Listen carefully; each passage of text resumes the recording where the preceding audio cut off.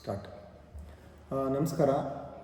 ನಾನು ಸುಮಾರು ವರ್ಷಗಳಿಂದ ಕೃಷಿಕರಿಗೆ ಈ ನೀರಿನ ರಸಸಾರ ಅಂದರೆ pH ಮತ್ತು EC ಅಂದರೆ ಲವಣಾಂಶ ಎಲೆಕ್ಟ್ರಿಕಲ್ ಕಂಡಕ್ಟಿವಿಟಿ ಇದ್ರ ಬಗ್ಗೆ ಸಾಕಷ್ಟು ಎಜುಕೇಟ್ ಮಾಡ್ತಾ ಬಂದಿದ್ದೀನಿ. ನನ್ನ ವಿಡಿಯೋಗಳ ಮೂಲಕ, ತರಬೇತಿಗಳಲ್ಲಿ, ಕ್ಷೇತ್ರ ಭೇಟಿಗಳಲ್ಲಿ ಮಾಡ್ತಾನೆ ಬಂದಿದ್ದೀನಿ. ಇಲ್ಲಿ ಒಂದು ಸೂಕ್ಷ್ಮವಾದ ಒಂದು ವಿಚಾರ ಇದೆ. ಈ ಬಹುತೇಕ ಶಿಲೀಂಧ್ರನಾಶಕಗಳು ಅಂದರೆ ಫಂಗಿಸೈಡ್ಸು ಮತ್ತು ಕೀಟನಾಶಕಗಳು ಇನ್ಸೆಕ್ಟಿಸೈಡ್ಸು ಅಥವಾ ಹರ್ಬಿಸೈಡ್ಸು ಕಳೆನಾಶಕಗಳು, ಇವುಗಳು ತುಂಬ ಉತ್ತಮವಾಗಿ ಕೆಲಸ ಮಾಡಬೇಕು ಅಂದರೆ ಅವುಗಳ ಸಿಂಪಡಣೆಗೆ ನಾವು ಬಳಸ್ತಕ್ಕಂತಹ ಈ ನೀರೇನಿರುತ್ತೆ, ನಮ್ಮ ಬೋರ್ವೆಲ್ ವಾಟ್ರು ಅಥವಾ ನಾವು ನೀರಾವರಿಗೆ ಅಂತ ಏನು ಬಳಸ್ತೀವಲ್ಲ, ಆ ನೀರೇನಿರುತ್ತಲ್ಲ ಅದರ ಒಂದು ರಸಸಾರ ಅಥವಾ pH ಭಾಳ ಪ್ರಮುಖವಾದ ಒಂದು ಪಾತ್ರವನ್ನು ವಹಿಸುತ್ತೆ. ನಾನು ಭಾಳಷ್ಟು ಕೃಷಿಕರಿಗೆ ಈ ನೀರಿನ pH ಕಡಿಮೆ ಮಾಡಿಕೊಂಡು ನೀವು ಸಿಂಪರಣೆ ಮಾಡಿದ್ರೆ ಭಾಳ ಉತ್ತಮವಾದಂತಹ ಯಶಸ್ಸು ಸಿಗುತ್ತೆ ಅಂತ ನನ್ನ ಇಂದಿನ ವಿಡಿಯೋಗಳಲ್ಲಿ ಹೇಳಿದ್ದೀನಿ. ಆದರೆ ಇವತ್ತು ಅವ್ರಿಗೊಂದು ಸಣ್ಣ ಒಂದು ಡೆಮಾನ್ಸ್ಟ್ರೇಷನ್ ಮಾಡಿ ತೋರಿಸುವ ಅಂತ. ಈಗ ನನ್ನ ಎಡಭಾಗದಲ್ಲಿರೋದು, ಈಗ ನಾನು ಕೈ ಏನು ತೋರಿಸ್ತಾ ಇದ್ದೀನಲ್ಲ, ಇದು ಟ್ಯಾಪ್ ವಾಟ್ರು, ನಮ್ಮ ಕಾಲೇಜಿನ ಟ್ಯಾಪ್ ವಾಟ್ರು, ನಲ್ಲಿ ನೀರು. ನನ್ನ ಬಲಭಾಗದಲ್ಲಿ ಏನು ಕೋನಿಕಲ್ ಫ್ಲಾಸ್ಕ್ ಇದೆಯಲ್ಲ, ಇದರಲ್ಲಿ ಇರ್ತಕ್ಕಂಥದ್ದು RO ವಾಟ್ರು. ಸೊ ಈಗ ನಾವು ಇದರ ಒಂದು pH ಪರೀಕ್ಷೆ ಮಾಡೋಣ ಎಷ್ಟು ಬರುತ್ತೆ ಅಂತ. ಅದಕ್ಕೆ ಇಲ್ಲೊಂದು ಕ್ಯಾಲಿಬ್ರೇಟೆಡ್ ಡಿಜಿಟಲ್ pH ಮೀಟರ್ ಇದೆ. ಸೊ ಇದನ್ನು ಬಳಸಿ ನಾವು pH ಮೊದಲು ಪರೀಕ್ಷೆ ಮಾಡ್ಕೊಳ್ಳೋಣ. ಉದಾಹರಣೆ, ನಾನೀಗ ಮೊದಲು ನಮ್ಮದೇನು RO ವಾಟ್ರ್ ಇತ್ತಲ್ಲ, ಇದ್ರದ್ದು pH ಪರೀಕ್ಷೆ ಮಾಡ್ತೀನಿ ನಾನೀಗ. ನಮ್ಮ ವಿದ್ಯಾರ್ಥಿಗಳು ಈಗಾಗಲೇ ಪರೀಕ್ಷೆ ಮಾಡಿ ಇಟ್ಟಿದ್ದಾರೆ. ಅವರ ಪ್ರಕಾರ ಇದು ಎಷ್ಟು ಬಂದಿದೆ pH? 7.18 ಸರ್. 7.18 ಬಂದಿದೆ. ಇಲ್ಲಿ ನಾನು ತೋರಿಸ್ತಾ ಇದ್ದೀನಿ ನಿಮಗೆ 7.9 ಇದೆ. ಇದು 2 ನಿಮಿಷ ಬಿಡಬೇಕು ನಾವು ಇದು pH ನೋಡಲಿಕ್ಕೆ. 2 ನಿಮಿಷ ಆದಮೇಲೆ ಅದು ವ್ಯಾಲ್ಯೂ ಸ್ಟೇಬಲ್ ಆಗುತ್ತೆ. ಆ ಸ್ಟೇಬಲ್ ಆಗಿರೋ ರೀಡಿಂಗ ತೊಗೋಬೇಕು ರೈತರು. ಅಂದರೆ ಇದನ್ನು ಹಿಂಗೆ ನೀರೊಳಗಡೆ ಇಟ್ಟ ತಕ್ಷಣವೇ ನಾವು ಇದರ ವ್ಯಾಲ್ಯೂನ ನಾವು ನೋಟ್ ಮಾಡ್ಕೋಬಾರ್ದು. ಇದು RO ವಾಟರ್ pH ಆಗಿರುತ್ತೆ. ಈ ಡಿಸ್ಟಿಲ್ ವಾಟ್ರಿಗೆ ಸಾಮಾನ್ಯ 7 ಇರುತ್ತೆ pH, ನ್ಯೂಟ್ರಲ್ pH ಇರುತ್ತೆ.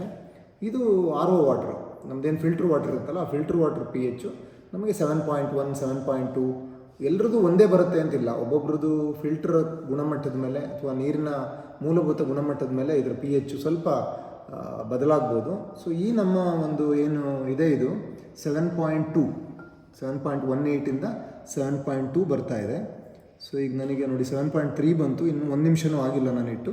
ಇನ್ನೊಂದು ನಿಮಿಷದ ನಂತರ ಅದು 7.18 ಬರುತ್ತೆ. ಇದು ನೋಟ್ ಮಾಡ್ಕೋಬೇಕು pH ಎಷ್ಟಿದೆ ಅಂತ ರೈತರು.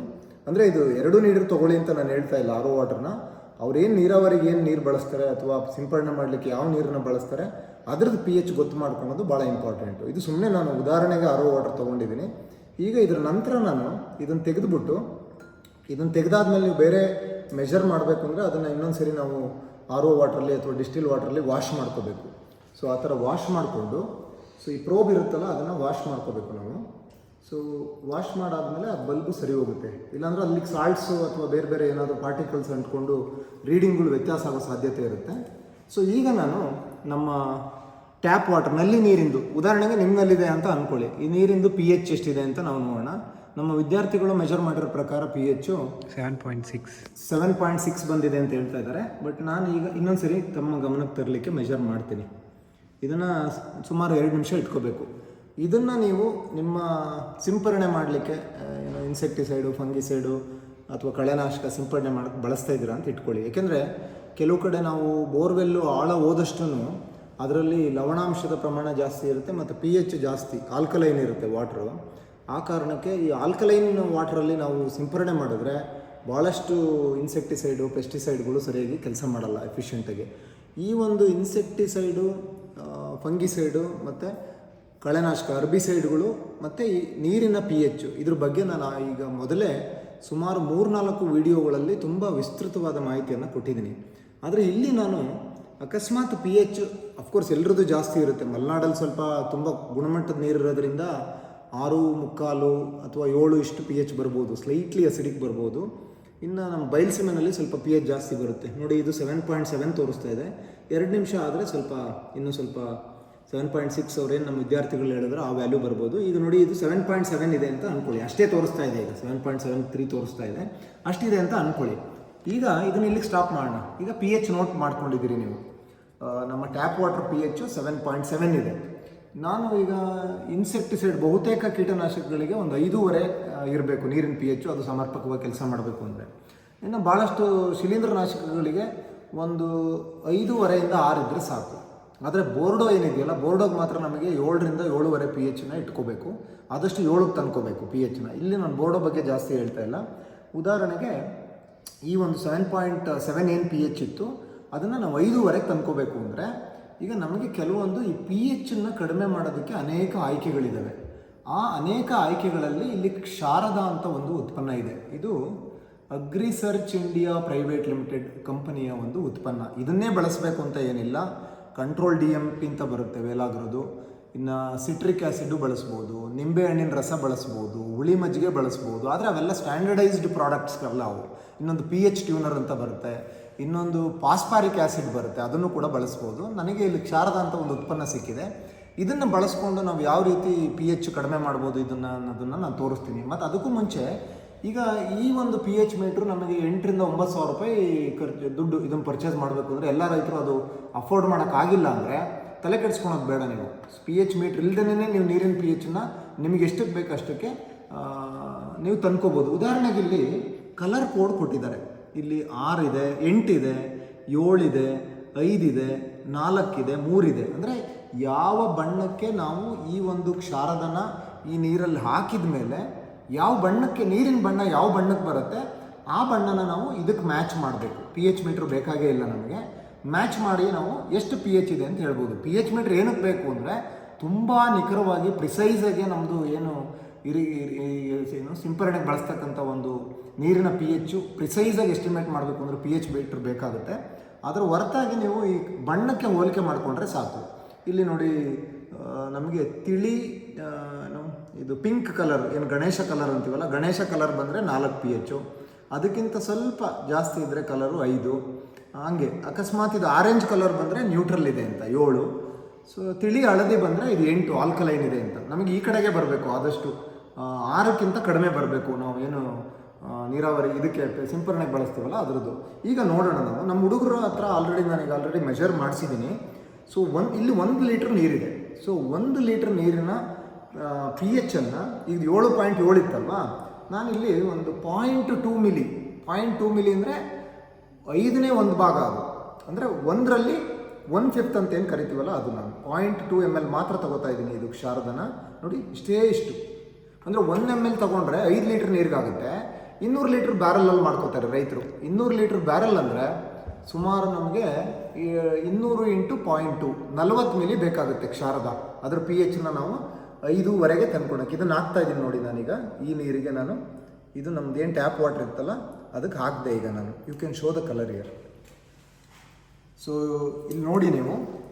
ಸೊ ನಾನೀಗ ಹಾಕಿದ್ದೀನಿ ಇದನ್ನ. ಸೊ ಇದು ಈ ಒಂದು ಪಿಂಕ್ ಕಲರಿಗೆ ಬರ್ತಾ ಇದೆ. ಸೊ ಈಗ ನೋಡಿ, ಇದು ಈ ನೀರಿಗೆ ನಾವೇನು ಕ್ಷಾರದ ಹಾಕಿದ್ವಲ್ಲ ಅದು pH ರೆಡ್ಯೂಸ್ ಮಾಡಲಿಕ್ಕೆ, ಇದು 7ಗೆ ನಾವು ಏನು ಹಾಕಿದ್ವಲ್ಲ ಕ್ಷಾರದನ. ಸೊ ಇದ್ರ pH ಈಗ ನನಗೆ 5.49 5.5 ತೋರಿಸ್ತಾ ಇದೆ.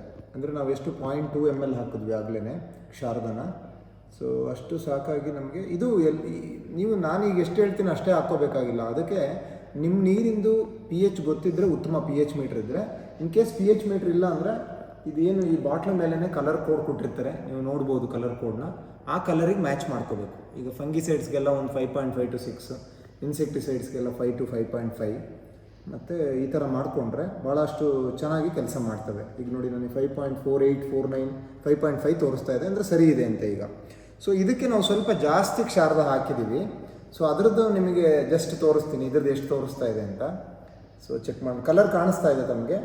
ಸೊ ಇದು ನೋಡಿ 4.3 4.4 ಇದೆ. ಇಷ್ಟೊಂದು ಕಡಿಮೆ ಮಾಡ್ಕೋಬಾರ್ದು. 4.3 4.4 ಏನಿದೆಯಲ್ಲ ಇದು ತುಂಬ ಅಸಿಡಿಕ್ ಆಯಿತು. ಇಷ್ಟೊಂದು ಕೆಳಗಡೆಗೆ ಇಟ್ಕೋಬಾರ್ದು ನಾವು. 5.5ರಿಂದ 6 ಸೇಫ್ ವ್ಯಾಲ್ಯೂಸ್. ನಮ್ಮದು ಏನು ನಾವು ಸಿಂಪರಣೆ ಮಾಡೋಕ್ಕೆ ಬಳಸ್ತಕ್ಕಂಥ ಒಂದು ನೀರಿಂದು pH 5.5ರಿಂದ 6 ಇದ್ದರೆ ಭಾಳಷ್ಟು ಫಂಗಿಸೈಡು ಮತ್ತು ಇನ್ಸೆಕ್ಟಿಸೈಡು ಚೆನ್ನಾಗಿ ಕೆಲಸ ಮಾಡ್ತವೆ. ಬೋರ್ಡಾಗಾದರೆ ಮಾತ್ರ ನಾವು 7ರಿಂದ 7.5ವರೆಗೂ ಇಟ್ಕೋಬೋದು. ಸೊ ಇದು ಭಾಳ ಪ್ರಮುಖವಾದಂತಹ ಒಂದು ಮಾಹಿತಿ ನಾನು ರೈತರಿಗೆ ಹೇಳಬೇಕಾಗಿತ್ತು. ಸೊ ಈ ಮೂಲಕ ತುಂಬ ಸುಲಭವಾಗಿ ಡೆಮಾನ್ಸ್ಟ್ರೇಟ್ ಮಾಡಿ ಹೇಳಿದ್ದೀನಿ. ಸೊ ನೀವು ಕ್ಷಾರದ 1 ಲೀಟ್ರ್ ಅಥವಾ 200 ಲೀಟ್ರ್ ನೀವು ಬ್ಯಾರಲ್ ಮಾಡಿಕೊಂಡ್ರೆ ಅಥವಾ ಒಂದು ಕ್ಯಾನು ಅಥವಾ ಪಂಪ್ ಅಂತ ಏನು ಕರಿತಿರಲ್ಲ ಅದನ್ನು ತೊಗೊಂಡ್ರೆ ನೀವು ಸುಮಾರು ನಿಮ್ಮ ಒಂದು ಪಂಪ್ ಅಂದರೆ 15 ಲೀಟರ್ ಇರ್ಬೋದು, 16 ಇರ್ಬೋದು, 20 ಇರ್ಬೋದು, ಅಥವಾ ಒಂದು ಬ್ಯಾರಲ್ ಅಂದರೆ 200 ಲೀಟ್ರ್ ಇರುತ್ತೆ. ಅಷ್ಟು ಲೀಟ್ರ್ ನೀರಿಗೆ ನಾವೆಷ್ಟು ಈ ಏನು ಕ್ಷಾರದ ಅಥವಾ ಈ ಥರದ್ದು ಈ pH ರೆಗ್ಯುಲೇಟ್ ಮಾಡೋದಕ್ಕೆ ಮಾರ್ಕೆಟಿನಲ್ಲಿ ಸಿಗ್ತಕ್ಕಂಥ ದ್ರಾವಣಗಳು, ಪಾಸ್ಪಾರಿಕ್ ಆ್ಯಸಿಡ್ಡು, ಕಂಟ್ರೋಲ್ DMP ಅಥವಾ ಬೇರೆ ಸಿಟ್ರಿಕ್ ಆ್ಯಸಿಡ್ಡು, ಸೊ ಈ ಥರದವನ್ನು ನಾವು ಫಸ್ಟ್ ಮೆಷರ್ ಮಾಡ್ಕೋಬೇಕು. ನಮ್ಮ ನೀರು ಎಷ್ಟು pH ಇದೆ, ಎಷ್ಟು ಈ ದ್ರಾವಣವನ್ನು ಹಾಕ್ಕೊಂಡ್ರೆ ನಮ್ಮದು 5.5ರಿಂದ 6ಕ್ಕೆ ಬರುತ್ತೆ ಅಂತ ಮೆಷರ್ ಮಾಡಿಕೊಂಡು ಅಷ್ಟು ದ್ರಾವಣವನ್ನು ಹಾಕಬೇಕು. ಇಲ್ಲಿ ಒಂದು ಸೂಕ್ಷ್ಮ ಏನಪ್ಪ ಅಂದರೆ, ನಾವು ಸಿಂಪರಣೆ ಮಾಡ್ತಕ್ಕೆ ಬಳಸ್ತಕ್ಕಂತಹ ನೀರನ್ನು pHನ್ನು ಮೊದಲು ಸರಿ ಮಾಡಿಕೊಂಡು ಆಮೇಲೆ ನಾವು ಶಿಲೀಂಧ್ರನಾಶಕ, ಕೀಟನಾಶಕ ಹಾಕ್ಕೋಬೇಕು. ಅದನ್ನೆಲ್ಲ ಮೊದಲು ಹಾಕಿ ಕೊನೆಯಲ್ಲಿ ನಾವು ಈ pH ಈ ಸೊಲ್ಯೂಷನ್ನ ಹಾಕ್ಕೋಬಾರ್ದು. ಅದೊಂದು ಭಾಳ ಪ್ರಮುಖವಾದಂಥ ವಿಚಾರ ರೈತರಿಗೆ. ಸೊ ಇಷ್ಟು ಹೇಳಿ ಈ ಮಾಹಿತಿ ತಮಗೆ ಅತ್ಯಮೂಲ್ಯವಾದ ಒಂದು ವಿಷಯವನ್ನು ತಿಳಿಸ್ಲಿಕ್ಕೆ ಈ ವಿಡಿಯೋ ಮೂಲಕ ಪ್ರಯತ್ನ ಮಾಡಿದ್ದೀನಿ. ಸೊ ಈ ರೀತಿಯ ವೈಜ್ಞಾನಿಕ ಸಲಹೆಗಳನ್ನು ನಾನು ಆಗಾಗ ಕೊಡ್ತಾನೆ ಬಂದಿದ್ದೀನಿ. ಸೊ ಇದನ್ನು ತಮ್ಮ ನಿತ್ಯದ ಕೃಷಿಯಲ್ಲಿ ಬಳಸ್ಕೊಂಡು ಉತ್ತಮವಾದಂತಹ ಫಲಿತಾಂಶವನ್ನು ತಾವು ಪಡ್ಕೊಳ್ಳಿ ಅಂತ ಈ ಮೂಲಕ ಕೇಳ್ತಾ ವಿಡಿಯೋನ ಇಲ್ಲಿಗೆ ಮುಗಿಸ್ತಾ ಇದ್ದೀನಿ. ನಿಮಗೆ ಇದ್ರ ಬಗ್ಗೆ ಇನ್ನೂ ಹೆಚ್ಚಿನ ಮಾಹಿತಿ ಅಥವಾ ಜ್ಞಾನ ಅಥವಾ ಏನಾದರೂ ಸಂದೇಹಗಳಿದ್ದರೆ ನನ್ನನ್ನು ನಮ್ಮ ತೋಟಗಾರಿಕಾ ಮಹಾವಿದ್ಯಾಲಯ ಬಾಗಲಕೋಟೆನಲ್ಲಿ ಸಂಪರ್ಕಿಸ್ಬೋದು. ಇಲ್ಲಾಂದರೆ ನೀವು ಕಾಮೆಂಟ್ಗಳಲ್ಲೂ ಕೂಡ ನೀವು ಹಾಕಿದ್ರೆ ನಿಮ್ಮ ಪ್ರಶ್ನೆಗಳಿಗೆ ಸೂಕ್ತವಾದ ಉತ್ತರವನ್ನು ಕೊಡಲಿಕ್ಕೆ ನಾನು ಪ್ರಯತ್ನ ಮಾಡ್ತೀನಿ ಅಂತ ಹೇಳ್ತಾ ಈ ವಿಡಿಯೋನ ಇಲ್ಲಿ ಮುಗಿಸ್ತಾ ಇದ್ದೀವಿ. ಧನ್ಯವಾದ. ಮತ್ತು ಮುಂದಿನ ವಿಡಿಯೋದೊಂದಿಗೆ ಮತ್ತಷ್ಟು ಹೊಸ ಮಾಹಿತಿಗಳೊಂದಿಗೆ ತಮ್ಮ ಮುಂದೆ ಹಾಜರಾಗ್ತೀನಿ. Thank you.